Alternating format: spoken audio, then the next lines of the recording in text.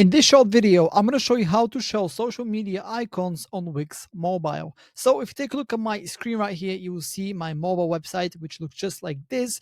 And as you can see in the header, I don't have my social media icons, which are actually visible when I head over to my desktop version of the website right here. So let me show you how to add them. The first thing you want to do is head over to your Wix editor and head over to the mobile version of your website right here.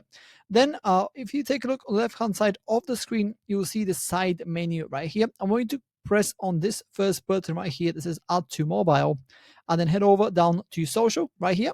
And from here, you can basically choose any of these kind of social media icon designs. I'm going to go for the top one right here. And then all you have to do is simply just drag it anywhere you want. In my case, I want it right here in the header.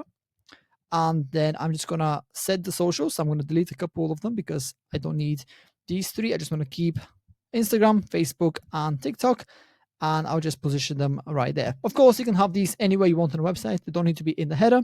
But yeah, once you've done that, you can obviously set your social media links by pressing on these individual icons and changing the URL down here into whatever your social media links are. And then press done once you're done.